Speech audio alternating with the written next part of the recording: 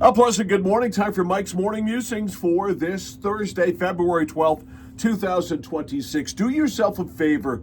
Go catch a high school tournament basketball game. I don't care where it is. At Augusta right now, got the Class S South games, got the Class S North games going on at the Cross Insurance Arena. And then, of course, this weekend, the A's, B's, C's, and D's all get underway. Looking forward to seeing, let's see, Gardner take on Erskine Academy. The Eagles back in the tournament for the first time in a while with a very exciting team led by Gavin Fanjoy. They're going to play on Friday the 13th. Hopefully good luck will come to them as they take on number 3 Gardner. We got Maddie Provost playing in Bangor coming up on Friday as well. Friday night at 7 when the Lawrence Bulldogs, Maddie Provost, Ashley Shores and company take on MDI. This is going to be the beginning of the end here of an era at Lawrence High School in girls basketball that started 4 years ago when Maddie Provost and Ashley Shores were freshmen on that team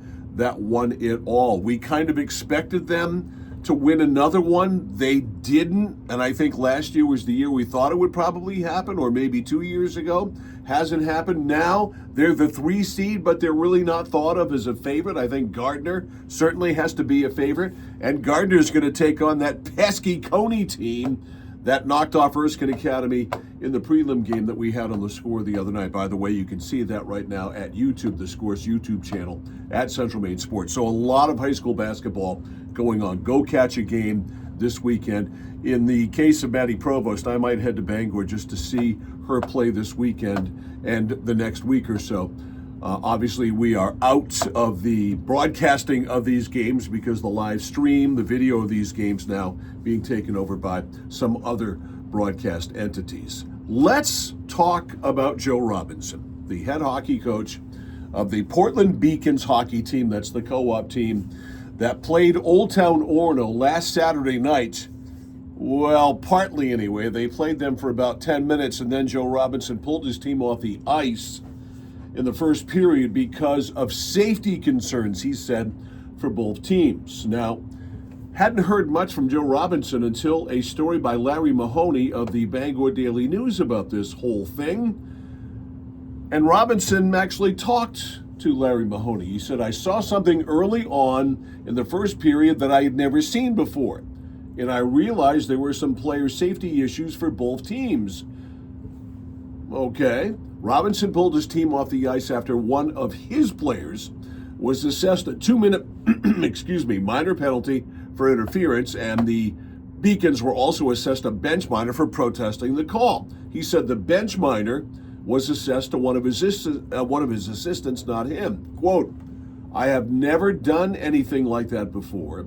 I would never drive my team up 2 hours and 2.5 hours and pull some kind of stunt because we were poor losers.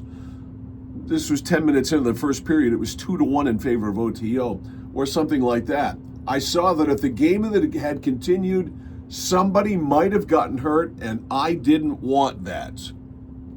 He noted that his team only had 13 kids with 2 goalies. Oh, okay. Robinson declined to tell Larry Mahoney more specific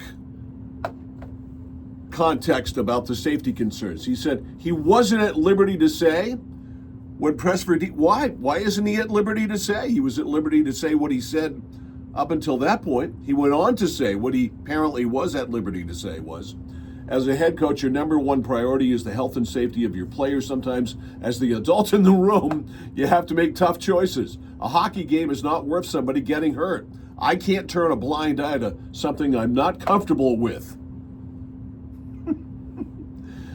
Adult in the room. He was the only non-adult in the room, apparently. As a result of the forfeit, the Beacons also going to have to forfeit their final 2 games. They face a 2-year ban from varsity competition because of the MPA's rules. Now, they can appeal that, and they'll probably win the appeal if they do that. Robinson said, to be honest, about the forfeit rule, I thought the rule was for a forfeit for a team that didn't show up. I thought that it was for teams who refused to play. You got to know the rules, coach.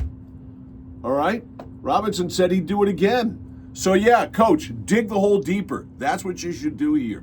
Joe Robinson should be let go, should be relieved of his duties. He said the whole thing was very unfortunate. It's sad. Yes, it is. because you acted like a petulant, immature little brat. You pulled your team off the ice. You compromised your schools. In this case, there are 4 schools. You compromised the kids. You blew the rest of the season for the kids. You blew what was senior night for the Old Town Orono team as well. It was senior night for them. And he ruined that as well. And this whole thing is extremely unfortunate. I can safely say that. And I'm going to leave you on this edition of Mike's Morning Musings with the thoughts of Scott Reinold, who is the head coach of Old Town Orono. Scott and Old Town Orono played Coney last night. We had that game on the score. Again, I'll give a shameless plug here. The game is at Central Maine Sports on YouTube right now. And I asked Coach Reinold his thoughts on what happened to his team, because his team was a victim of this, probably as much of a victim of this. Well, not really. The Portland team, certainly the biggest victim of this, but their 1A is OTO.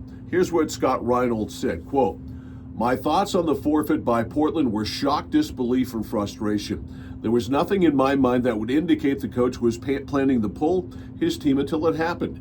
Pre-game, normal conversation. First few minutes of the contest was normal. Then all of a sudden they took issue with an interference call. Coach got a bench minor, although he says it was on one of his assistants. And up the stairs they went. I've seen video of it. They climb up the stairs, go to the locker room.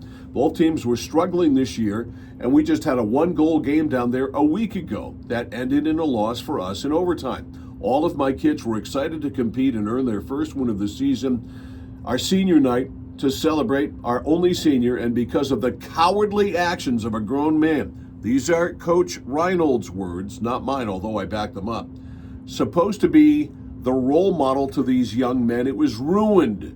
Then for the coaching staff to comment on news articles saying the game was unsafe, that's why he pulled his team, is just adding a layer of childishness to an already tainted situation. That being said, I used it as a galvanizing moment for my team, and we came together to celebrate the win." The whole thing is a fiasco, and the whole fiasco belongs to Coach Joe Robinson. He owns this. This is all on him, and all of him should be out the door as the head coach of the Portland Beacons hockey team. See you tomorrow.